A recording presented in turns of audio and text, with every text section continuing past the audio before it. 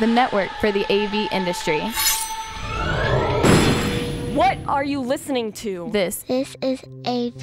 This is AVNation. This is AVNation. Ready. AVWeek. Performing scan. Week. Online.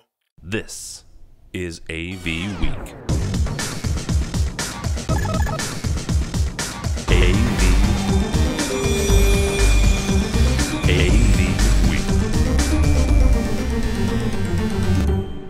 And welcome to another edition of AV Week, your source for news and information in the professional AV industry.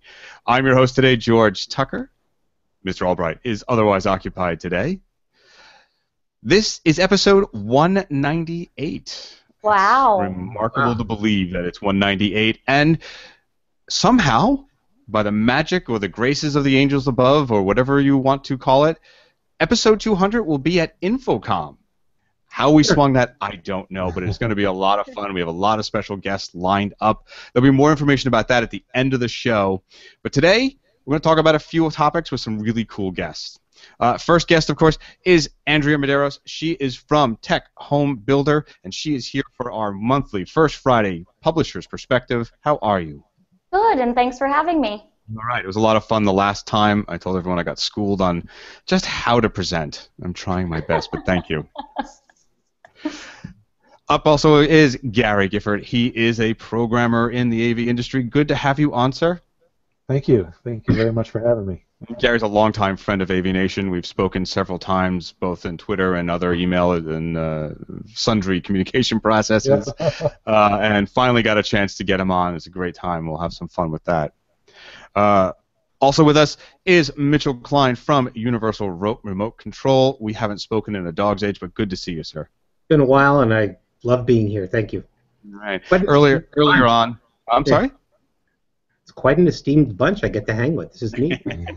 Yes, and we're also expecting to have George Fournier from FSR, but he was having some network issues. Hopefully he'll join us through. If not, we'll keep saying his name and give him some credit anyway. All right, so let's get on to some stuff. We are 2 weeks out from Infocom, and a lot of stuff is buzzing. Not least, but first but not least is something very interesting from our friends at Google. It is Google Soil Project. I don't know why they call it that, but Google Soil, it's a skunkworks. Google just invented motion control and in the fabric of our clothes.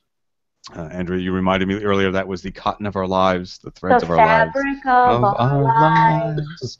Not quite harmonizing, but we'll give it. All right. So Google invents. This is from our friends at Digital Trends. They have come up with a way of recreating gestures or making them more finite, more granular, without having the need of just your hands. It seems like maybe something a little bit over the top, like trying to build a solution to a problem that doesn't exist. But it actually does because they're using a new technology. They're using radar, they said.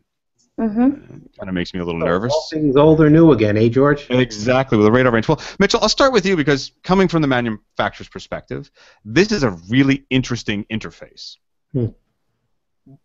Google's really serious about it. They're not looking to make this as some one-off and say, hey, that was kind of cool. They're actually collaborating with fabric manufacturers like Levi's to produce garments on a mass scale.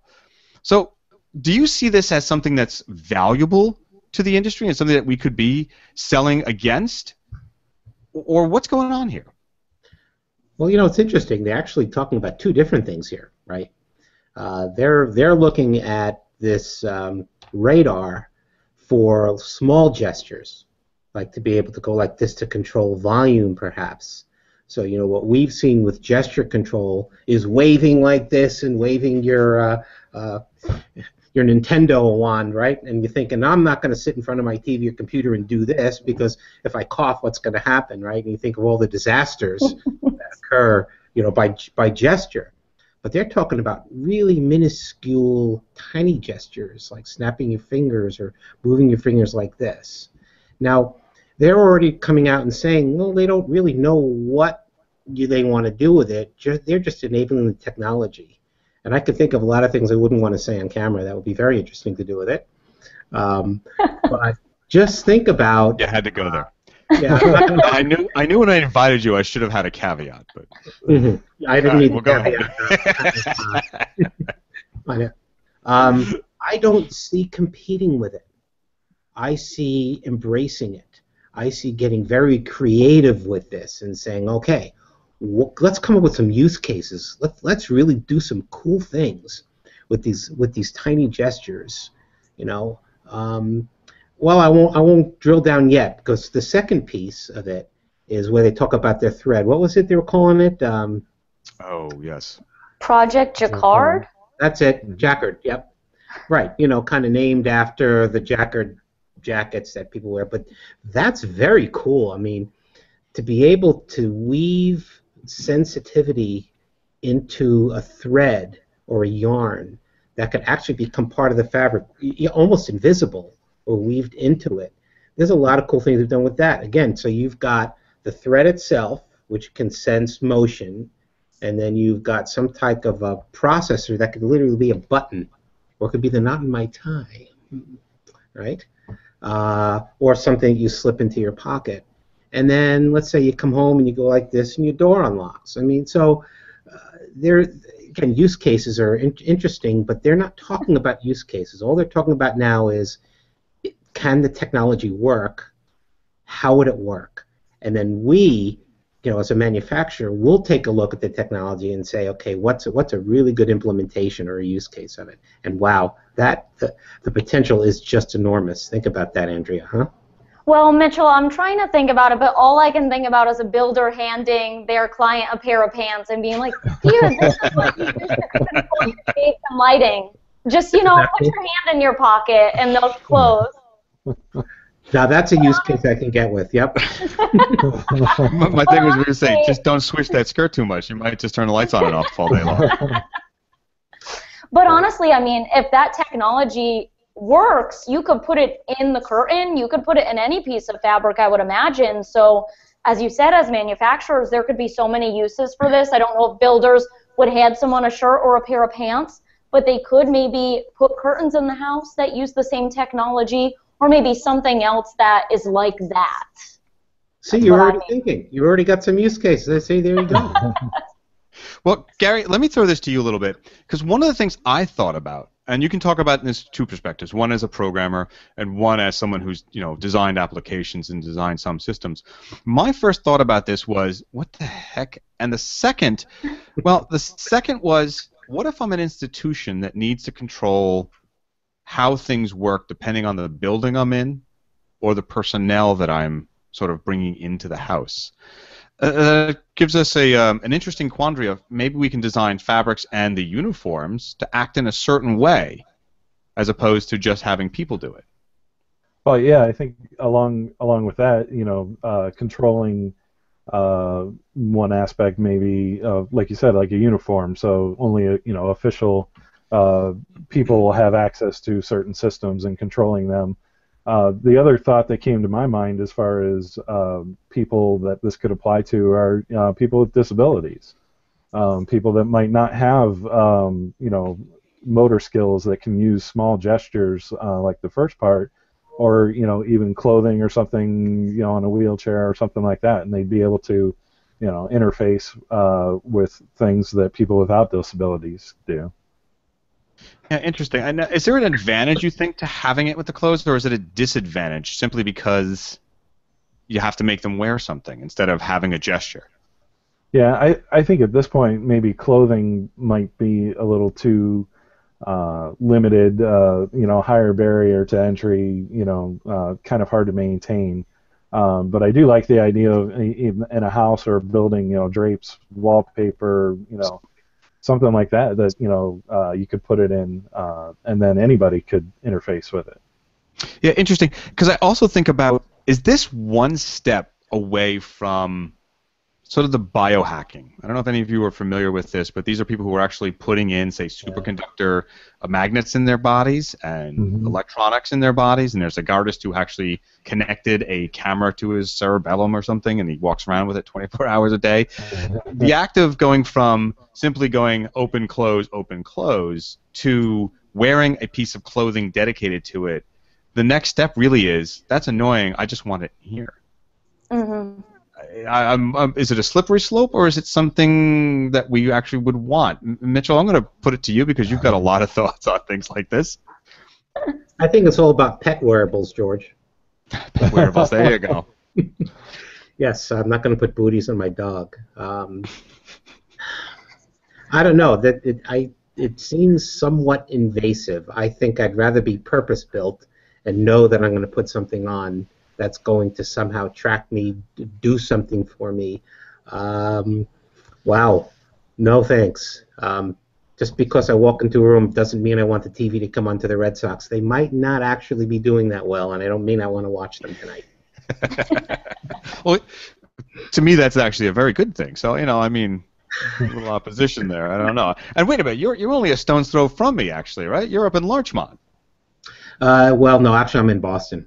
The headquarters. Okay. Headquarters are in Harrison, yes, and I do spend way too much time in headquarters. But no, I'm in Boston. I'm actually closer to Andrea right now. Okay. Ergo, why you asked her earlier when we were having some technical issues. All right, George, thank you for joining us. Of course, we have George Fournier from FSR. Finally, you've got a decent connection. Thank you, sir. Hey. Yeah. All right, so we were talking about the Google Fabric and the Google clothes for gestures. Mitchell was saying that it's an opportunity rather than something to compete with. Your thoughts on where this leads us down? Well, I think sort of along the lines of what he was saying is that we have the opportunities of the interface now not being on a large touch panel when you walk into the room anymore, or not being on a wall-mounted touch panel. Now it's everybody's phone or everybody's shirt, or if they're wearing their company ID badge, that becomes their control panel for the room. So within reason, there's some great opportunities for it.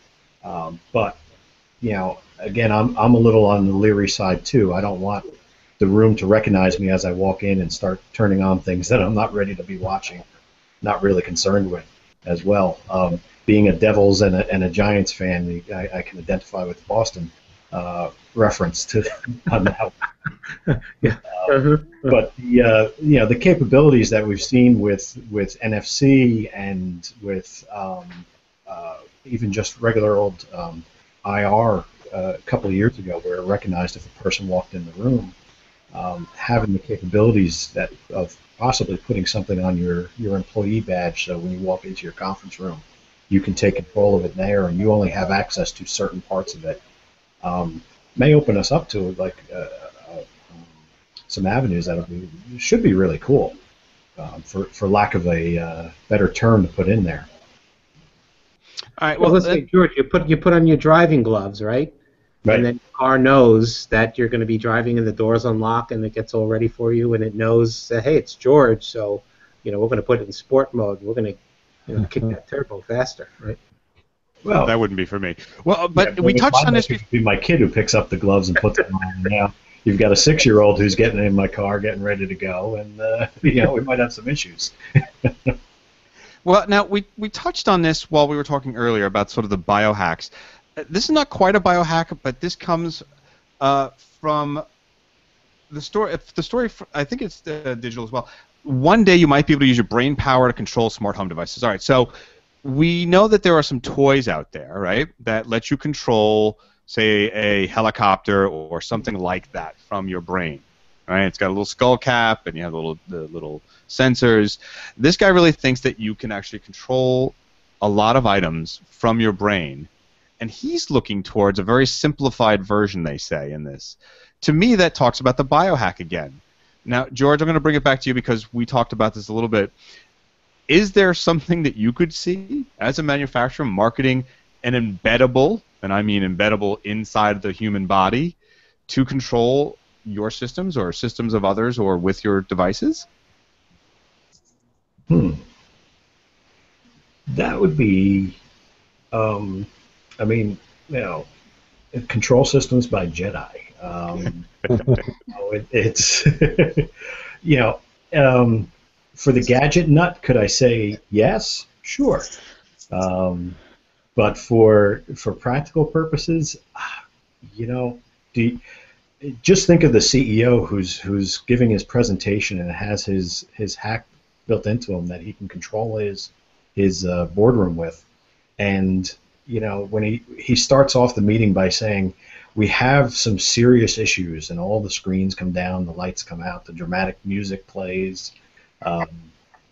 There's a lot of potential for this, for it to really go off the deep end. As for embeddable technology in the workplace,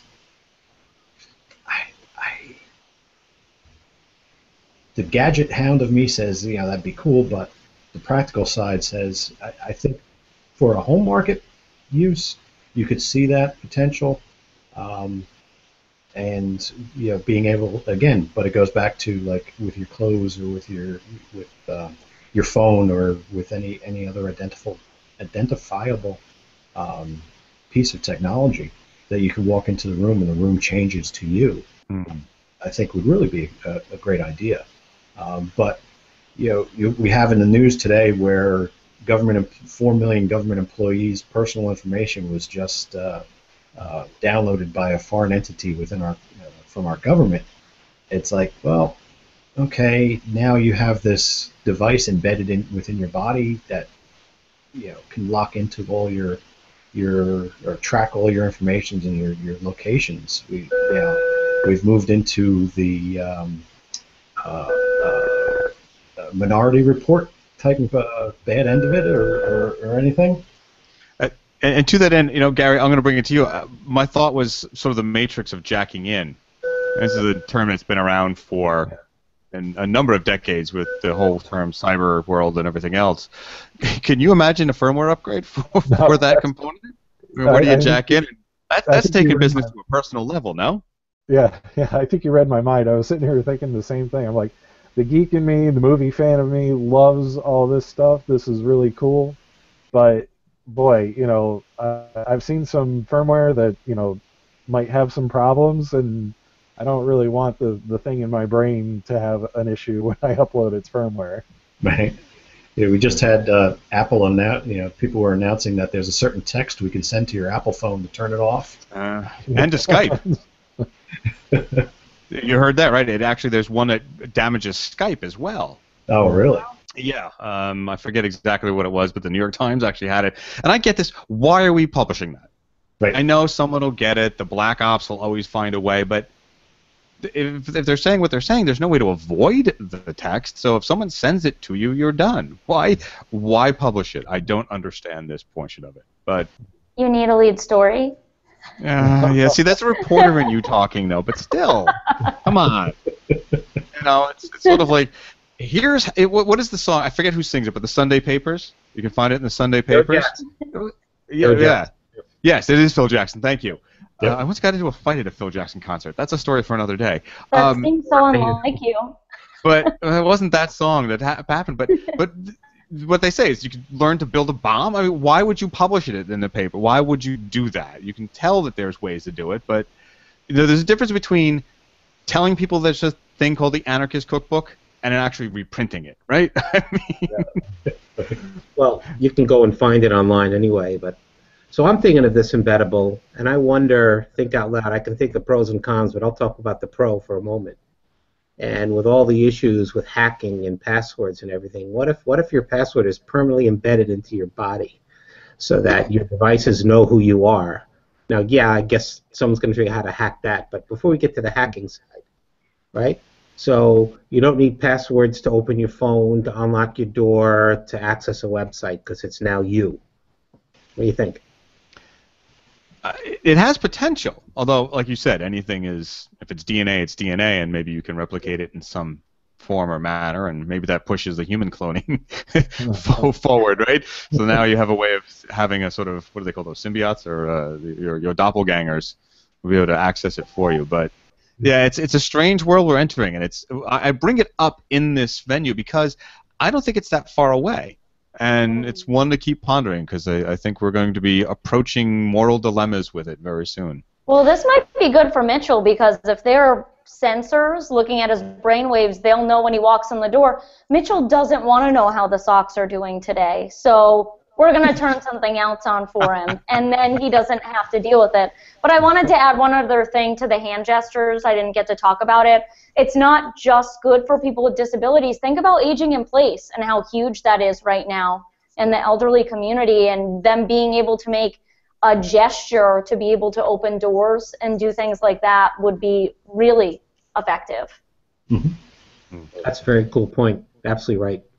Yes, no, that'd be a great idea. I mean, I myself personally, I'm dealing with psoriatic arthritis, and as a former drafts person, you know, the mouse has become the need of my existence. So now to be able to actually just use touch gestures or just hand gestures to simulate what I used to do with a mouse would be huge.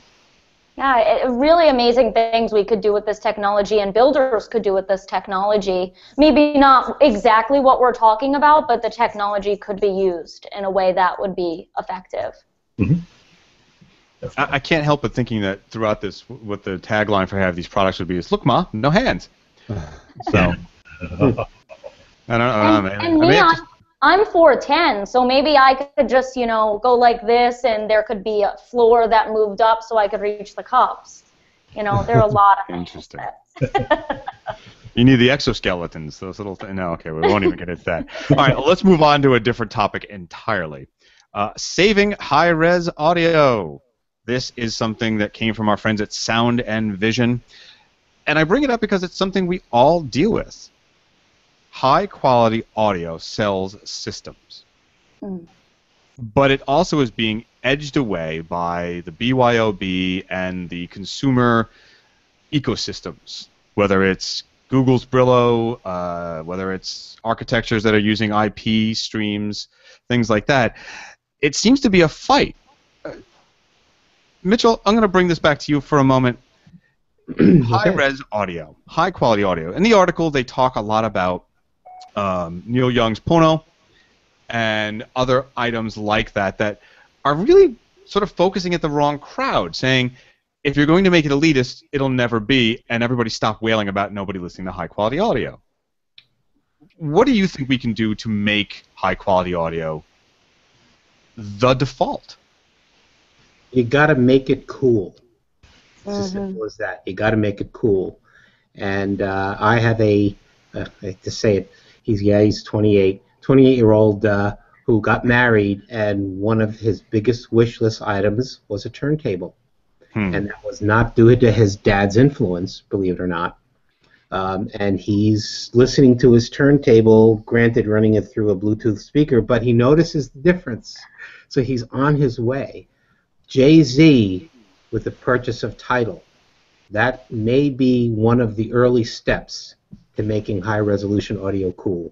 But until we make it cool, you're right, it's the wrong niche. It's just got to be cool. That's kind of where I come from. How do you do it? Well, Beats made headphones cool, so it can be done, but there's got to be a reason for it. But weren't headphones cool beforehand? It was the fashion part of it, wasn't? I mean, there was Skull Candy, there was... You didn't see them on the streets. Are you spending a lot of time on the streets, Mitchell? Certainly. No, but I'm spending a lot of time in high school gyms and in basketball tournaments and watching kids wear headphones. Trust me, they weren't doing it years ago. Right. So it's cool. I was in the New York City area, and it was basically, until they became a fashion statement, everybody had earbuds. And then the second Beats came out, and they were like, "Oh yeah, for $300 you can look cool listening to the same music you can hear through your earbuds." Then all of a sudden, and the sound quality got better. Now, granted, we can all argue how much better or whatever and make a value judgment on it. But the point is that they were now spending money, and maybe it was to look cool, but the end result was they were getting better sound. Yeah. Well, now, Andrea, high-quality audio systems can help sell a house, right? It's more than just the automation and the friendliness of it. You bowl someone over with maybe not a home theater, but a home media room that sounds really good. This is a good thing. But it seems to be lost in the translation. Does it add value, or is it one of those things that people see just as an add-on, do you think? I think it depends if you're looking in the luxury market or the high volume market. I think in the high volume market, that whole cool perspective is huge. But even it's trickling into the luxury market. I went to the luxury builder show in New York, and most of the speakers there weren't talking about hidden in-wall high-res speakers. They were little Bluetooth speakers that look cool, or they're invisible, or they look sexy. That seems like what's really big right now. It's either that or it's hidden. So, but people are going with these cool, cheaper alternatives that maybe don't sound as good, it seems, especially in the mid-market. And the luxury market, obviously, they're still getting the best of the best. All the stories we do on home theaters, you know, that's good audio that's going to sell that, but I think it's a little bit different for the people in the middle who maybe can't afford it. Well, George, you and I come from a live events background as well, and I mean, sound quality had to be right. I mean, people didn't put up with it sounding echoey or it sounding tinny or it just sounding off.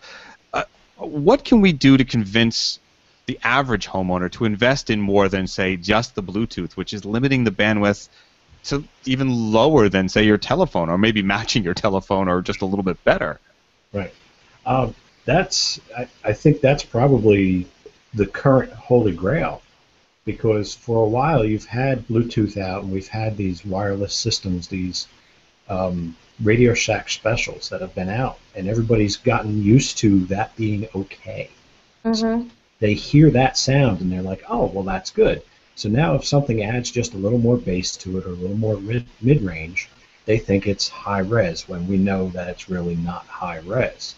So I think it's more of a what's the way we can better communicate that to the end users and actually educate their ears as opposed to educating their mind. I think you're exactly right, because as a millennial, all we know in our adult lives and are excited about is Bluetooth. So if somebody made high res maybe a little bit more sexy, or a way we could use with that technology, as a millennial, I think that's how builders and integrators could get the one-up. Right. I mean, one more piece is convenience. Things are so convenient now that high res is not always convenient. So how do you make it convenient? So that's the third leg on that stool. Definitely. I remember back in the day was, and I'll date myself when I say this, but Crown had amplifiers that had these modules you can add onto the back that had vacuum tubes in them to make the sound, you know, emulate a high-end vacuum tube system. It was warm. And made it nice and warm. You know? Yeah, but millennials are like, look at this cool Bluetooth speaker that's waterproof. Like, they're excited about that. They're not excited about the sound. That's what it seems is going on now. So there's got to be some sort of marketing technique to get them over that edge. Exactly. Well, Gary, I'm interested in some of your take on this. I've seen you in the lower third there with the video sort of jumping at certain statements. So we've got two things going on here. We said there's a cool factor in making it work for the millennials and giving us high-quality audio, right? Yep. There's a way to mix it, but let's ask about this. To make a high-quality audio and cool is bandwidth, and we're getting crunched as it is with every bandwidth format we can talk about, whether it's hardwired or Wi-Fi. We're really sort of crushing it, except if we go to other, I don't know, the 5 gigahertz, which nobody uses, the 60 hertz, which nobody's using, and stuff like that. You do a lot of these type of systems. Are you seeing people want the purchase? Are you seeing a mix in between, and it's very specific places are high res, or what are we seeing? Well, I don't see many people asking for it specifically for high-end audio. I think they're looking more for the convenience and not necessarily even the cool factor. So I think convenience is the biggest hurdle we have to get over, and that is, like you said, bandwidth. And I think the United States is fairly well behind a lot of Europe and even Asia as far as, you know, the bandwidth that's delivered to the home. So if we can improve that, I think that's going to be one of the bigger hurdles to get over. to make it more mainstream to be able to get high quality audio. Well, let me throw this to both George and to Mitchell, and I'll start with George. What do we do to get that kind of bandwidth? Do we have to compress everything? Does that make it not worth it having the high res? Where do we go? That's a good question. I mean, and I think that's one of the battles we see playing out right now between fiber and cable TV. They're all saying, oh, half of our run is fiber, and it's fiber right to your house, but it's cable once you get in your house. The copper fiber fight, and now with, mentioned the bad word, net neutrality. It's everybody can throttle you here and throttle you there, and it's a very American problem that I agree is like over in Europe.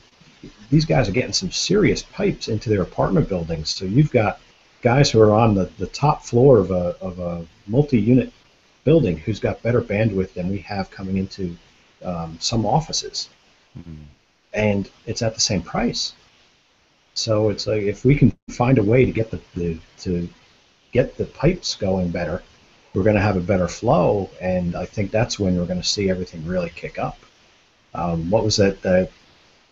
Town in Kansas that renamed themselves or Missouri for Google, because they wanted to get Google Fiber through their entire building, through their entire town. Right. And you have an entire town who's willing to rename themselves to get better service. We've definitely got some issues we've got to deal with here.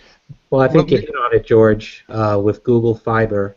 And as Google Fiber rolls out more and more, it's the classic competition deal that the other providers are just simply going to have to step up their game. And Right. We're all holding out for Google Fiber. I want it here in Boston too. So.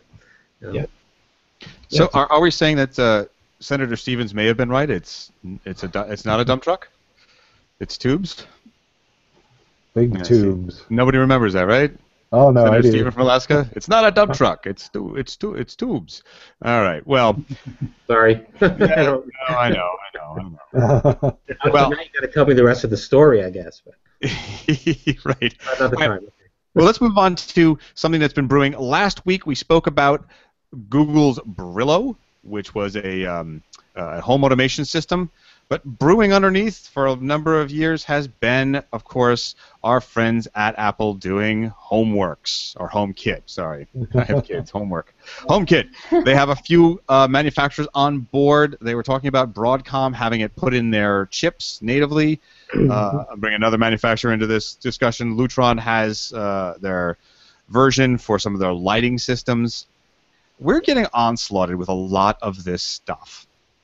It seems to work. It seems not to work. We don't know where it's going yet. So, Mitchell, I'm going to come back to you. There are not a lot of companies who are really jumping onto Apple yet. Do we see this as something, as you've said in the past, it's just an opportunity? Or are we sort of, like we said with the high-res audio, are we sort of racing down to the bottom here? There's always a race to the bottom, George.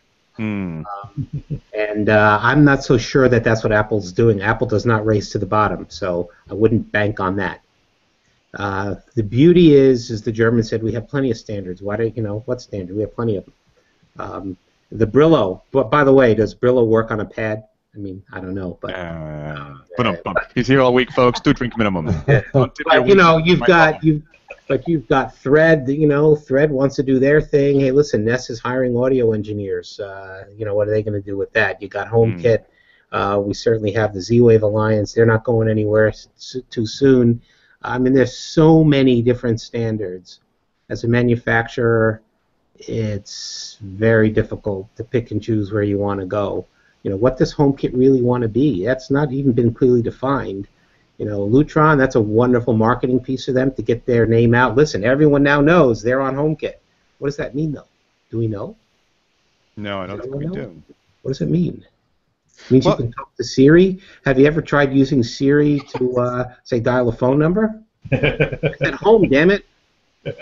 I've called Siri a lot of different names. Right. Okay, so I'll leave that alone then. Well, I want to ask this question to you, Andrea, since you jumped in, though.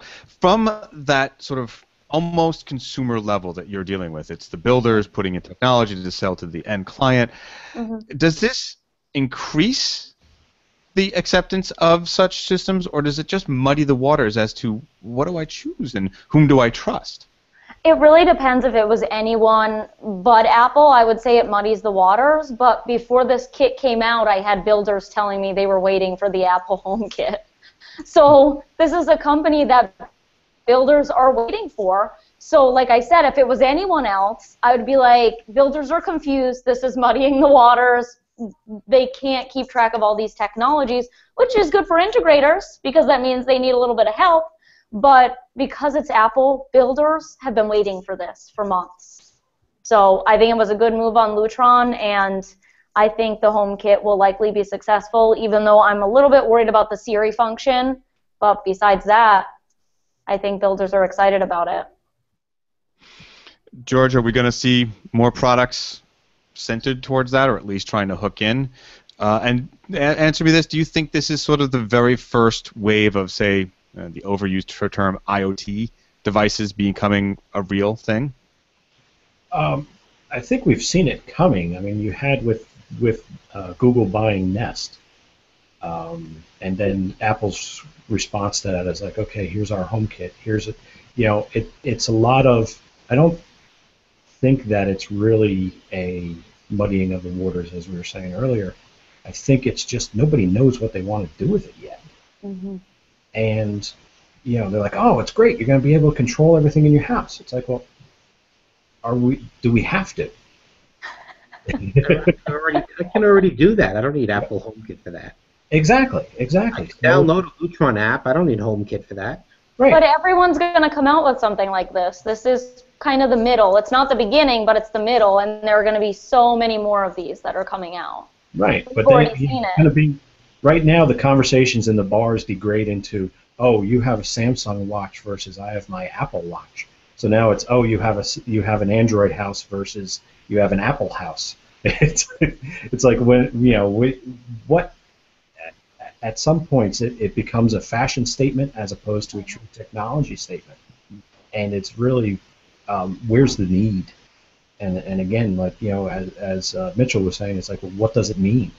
It's like where are we going with this, and what can we control everything? Is it great that you can build a house for handicapped people where they can control everything by their voice or they can control by small gestures? That's a great opportunity.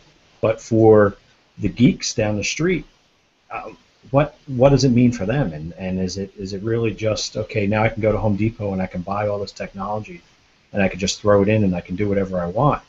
I'm a volunteer fireman, so now the thing that runs in my mind is, okay, you're now controlling your thermostat. Somebody hacked in and turned your thermostat up to 110 while you were away. Your house burned. Your hot water heater takes over and overheats and causes all kinds of issues. You have that kind of potential now, and it's so. I'm at a point where I think, well, maybe it's a little too fast. Yeah. I don't want to say. I think the vision from a lot of builders or in the builder community is that millennials want this. Right. Millennials want this technology. They're so used to using their handheld devices. The idea of the home is no longer stuck between the confines of the walls. They want to be able to use their phone to do all of this, and that's kind of the idea behind it. But what I'm wondering is, are we going to see cable companies going this direction too, as less and less millennials turn to cable? We have Cox Home Life already. What does that mean for the integration community? Because they're trying to find a market for themselves now. So we could see even more of these people trying to feed into it as well. Sure. There's no question you will. And, I always say, I don't want an automated home. I really don't. I want an obedient home. And I'm not so sure automated homes are really, the future. And I look at the Nest thermostat as one example where it learns your patterns, okay? So how many of you have patterns? And so if you've got, say, 3 in your family or 4 in your family, all have different patterns. Whose pattern is it learning? And So we find that people actually are not using any of the learning functionality. They're just putting this really cool round thing on the wall that lights up when you walk past it. And that's what they're doing with it. And maybe they're pulling out their smartphone and saying, "Hey, look at this, my friend. I can turn up the heat in my house, but Right. I don't want it automated." Stop. Well, Mitchell, that's just one point of view. You think? You really think? Huh. I thought there was only one. Not with Mitchell. Of course it's the Word of God. We know this. I believe it. Well, no, there is something to be said for those things, but yeah, it is an interesting thing with the millennial. Andrew, you brought it up a couple times, and it's true. It's not one I always think about. The gray beard me. Evidence of that. But yes, there's a nativeness to it that we're not seeing and wanting this. And again, I worry about the muddying of the waters. Or are the millennials happy to say, I'm ready to jump from one system to the other at a whim? You better please me, you better make the features I want and the ease I want and on the devices I want, or I'm going to fly. And the question I have for everyone, and I'll sort of try to put it through the round is, and Gary, maybe we'll start with you. Everybody's trying to make an infrastructure. We talk about it on shows again and again and again, that what is this race for? It's race for finding the infrastructure.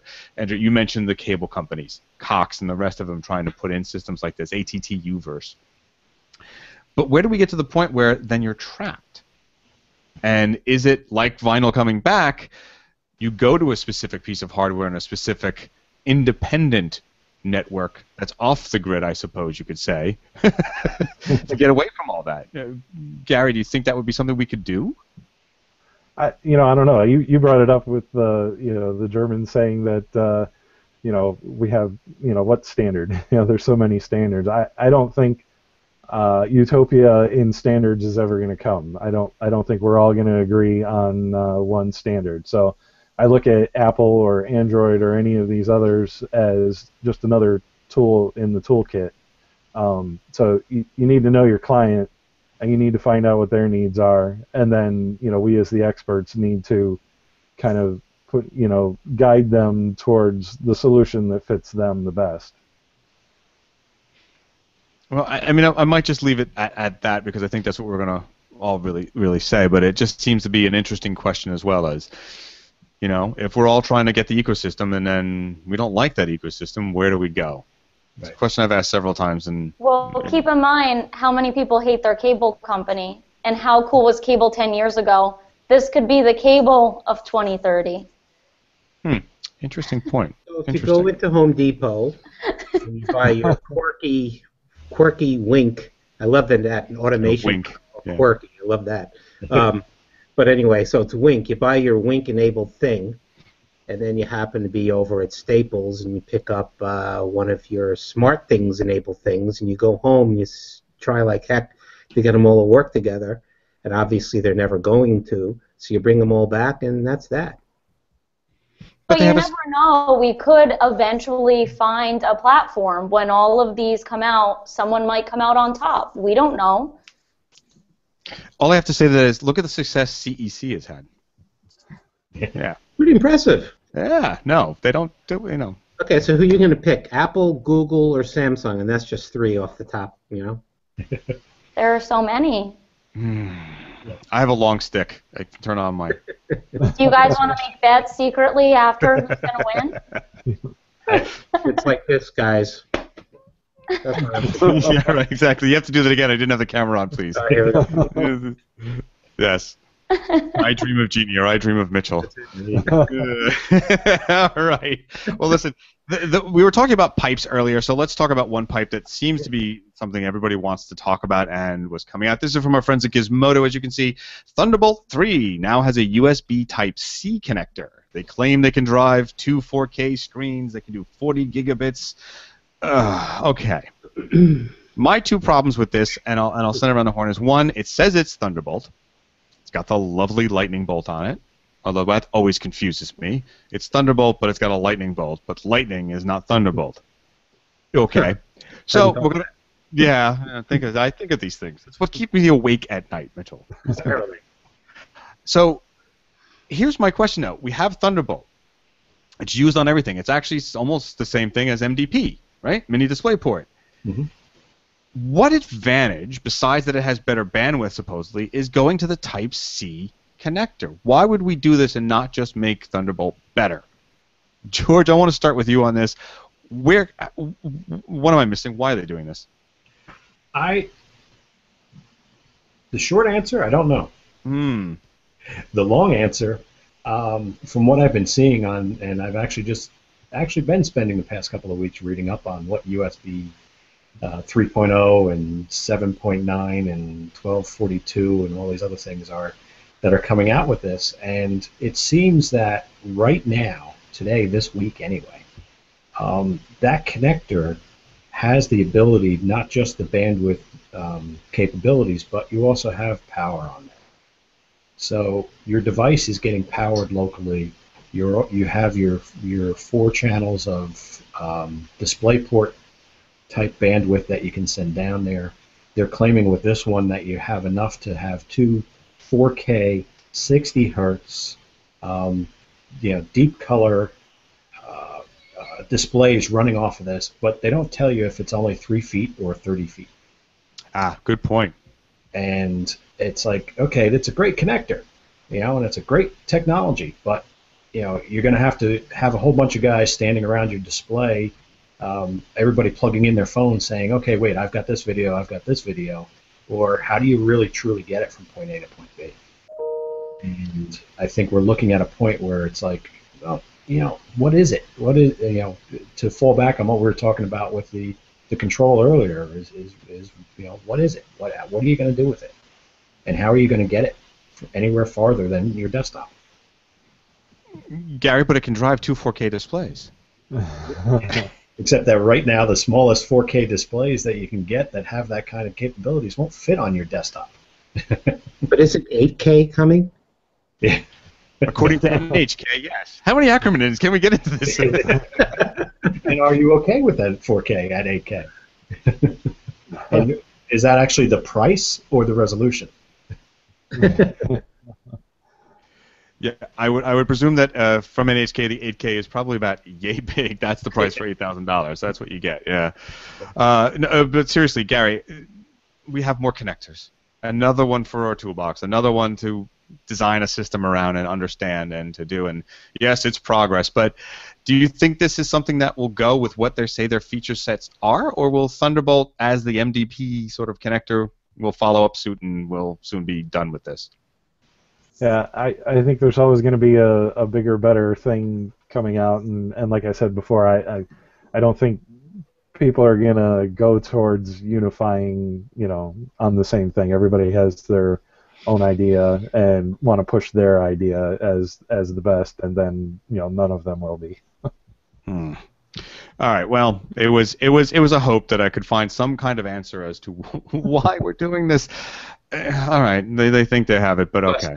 And yeah, but just because you can doesn't mean you should. Look, that's sort of like saying it's the same thing as saying how many really good events started with, hey, watch this. It's usually preceded by, hey, Bubba, hold my beer. Yes, exactly. And I think it's very similar. All right. Well, listen, Andrea, we have you here every first Friday of the month for something we call Publisher's Perspectives. You've given us quite And I love it. And we've given us a number of opinions on other things throughout the show. But your specific focus in the publication world of technology is about the contractors who put things in, who outsource to do their buildings, getting these kind of things. So we've asked you to bring in a number of stories that they are interested in from this perspective. So I'm going to hand it over to you to give us a few of the items that are hot with your readership now. Sure. We've actually just launched daily stories, so we do daily news stories, and then also we have several newsletters. We just launched our luxury newsletter yesterday, actually. We just launched a contractor newsletter, and we also have high vol and multifamily coming out. So a lot of exciting things going on here at TecHome Builder.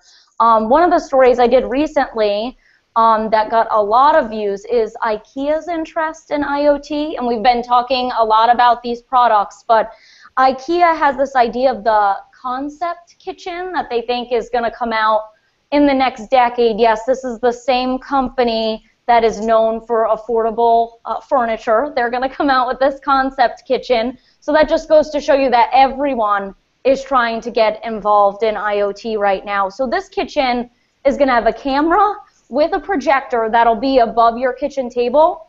So you'll be able to literally see recipes projected onto your kitchen table, telling you how to cook items. It'll basically send a drone to get any items you don't have to cook the recipe. So some really interesting things coming out of that story. There's also an idea of a sink that has 2 different holes, one for gray water so you can reuse it. You know, something we didn't get out in our conversation today is energy efficiency, and that has come out as very important to builders in a lot of our recent stories. And another story I want to bring up that everyone's talking about, and we actually talked about this on my last time on AV Week, but it's the Tesla home battery. We actually did a story with 4 builder perspectives talking about what they think about the battery. They're really pumped about it, but one thing that we didn't really talk about last time I was on is that for the average American home to go quote-unquote off-grid, you would need 3 to 4 of these batteries. So that's kind of one of the concerns with the Tesla home battery that builders weighed in on. But they're really excited about it because, you know, with everything else, when a new product comes out, there's always going to be a new, better product that comes out. So they believe that it's really just paving the way. Another thing I wanted to talk about with all of you integrators listening is the project showcases that we do. One of them I did recently is called the Outrageous Outdoor Amphitheater. So this family in California decided they wanted to put an amphitheater in their backyard. So there are 6 landscape zones. There's a stage. You can basically house 200 people there. So I basically wanted to talk about that story because we're always looking for integrators to get in contact with us. We love showing these homes, and it's a great way for you guys to get exposure, and we get a lot of views on these stories. That story got over 1,200 views, I believe, so a really good way for integrators and AV people to get involved in the tech home builder community. The most recent story I did, it actually just launched in our luxury newsletter yesterday, is multifamily appeals to tech-minded millennials. I actually produced a multimedia video for this story. This community actually uses Nest. So that's one of the technologies that they're putting in the multifamily complexes right now. They're also using a cogen system, which is supposed to be more energy efficient. I just think it's really interesting in the builder community to see, and in the integrator community, that multifamily developments that are marketing toward millennials are starting to put tech in. It's becoming that important to millennials that they're doing that, and I think it's a huge market for integrators to break into because when I was there, some of the technologies were having some issues. So I think that's a way that integrators in the next 5 years will be able to fight against maybe DIY and say, this is why professionally installed systems are better. So those are just a few of the things we're working on. And as I said, we're in the midst of launching 4 new newsletters, so we've been very active here at Tech Home Builder. Well, very interesting. Some very interesting topics. You brought up the millennial earlier. The outdoor amphitheater, always a good one. Love to see that that's coming back. I can't say that I've ever worked on one of those, but that would be, if I had a backyard like that, that was exactly what I would want. Yeah, if you have a chance to look at the pictures on that one, it is just unbelievable because there's a backdrop of the mountains. You know, I want to be that person's friend. Or you could just call Mitchell up, of course. Mitchell, do you have an amphitheater like that as well? I have an amphi, and I have a theater, but I don't have any. Yes, well, because I joke with him because the home office, of course, is in Larchmont, where there's lots of lovely houses of that shape and size. All right, well, I want to thank you guys for joining us today. We had a little technical difficulty at the beginning of it. Those of you who were watching live got to see some sausage made. But we endeavored through, and it was great to have everyone on. Before we wrap up, I want to tell people about a few things. First of all, InfoComm is coming. It is 2 weeks away. Everybody here is chafing with anticipation of what's going to happen, who's going to show what. I'm looking forward to all of it and to seeing some of these people you've just watched at the show. Say what? Very exciting. It's a great Very show. exciting. Yes. Are you going to be there? No. Oh, well. Well, then you can't buy me a beer. Damn you. Oh, you look forward to one thing you expect, and no, it doesn't happen. All right. So, but if you want to see what AVNation is doing, please go to AVNation.tv. That's AVNation.tv. We have an Infocom special section right there up on the banner. You can look at that, click through. Especially there, you'll see that we have a schedule of events that we are doing from when our live broadcasts are happening to some of the events that we'll be joining, especially our AV Tweet Up. That is Wednesday. Go to the AVNation site. You can join and register for. There's already 200 people pre-registered to attend with us. Yes, we have space for you. There will be prizes. There will be food. There will be drinks. There will be lots of good conversation. So, and then we can all troop over to one of the various parties afterwards and see what ruckus we can cause there. There'll also be, in conjunction with our AV Tweet Up, part of it will be with the Wave folks, Jennifer Willard and the Women in AV, a very good organization promoting, of course, women in AV and the opportunities there. There's going to be a number of shows that you probably should attend. The Drunk Uncles are going to be at BB King's. They are doing and always raise money for some special organizations, so it's always a good time to be had there. And if you can score tickets, of course, to the other manufacturer parties, just let us know. Give me one, would you? We get them? No, we don't get them. That being said, I also want to thank our underwriters. AVNation is made possible by the listenership and viewership of you folks, but to help us keep the operating costs low and to not have to go with hat in hand to you all the time, many of you sent us to ISE Amsterdam. We don't want to do that all the time. I want to thank some of those underwriters that we have at the current moment, and they are Kramer Electronics, Draper, Middle Atlantic, HD Base T, Vadio, and of course Innovad. Thank you so much. Go check out their websites. They will appreciate it. We appreciate their support to bring these shows to you. Also, check on the AVNation site. There are a ton of shows about AV just like this. There is the Live event staging. Just came out with one called The Taxman Cometh, all about being better with taxes for the live events industry. DIY show will be back very soon. There was just a special EdTech. The State of Control just put on a new show.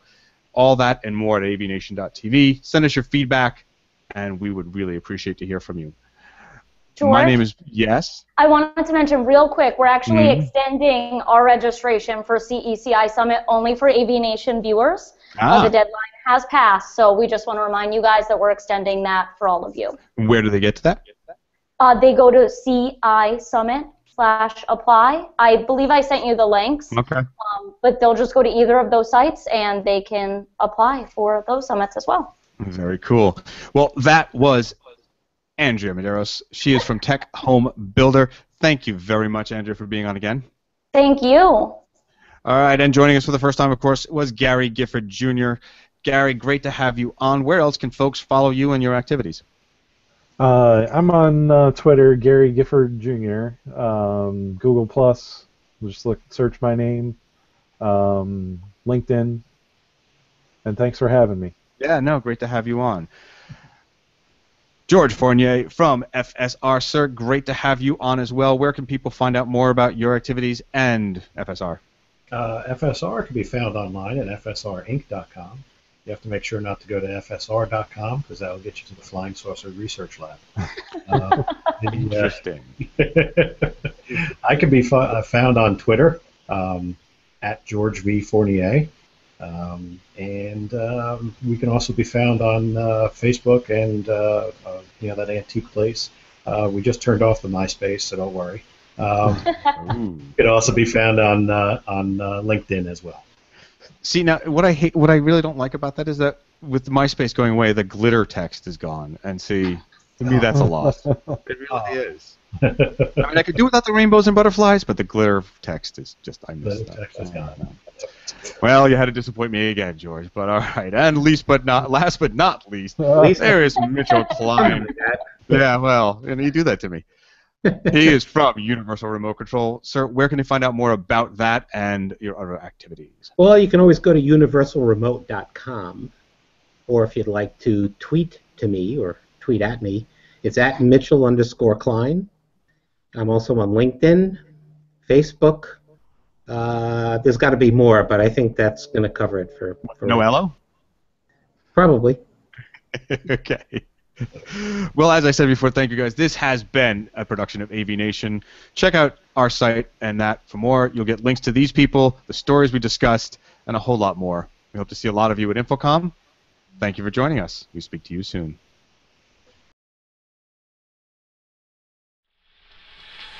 The network for the AV industry. What are you listening to? This This is AV. This This is AVNation. Nation. This is AV Nation.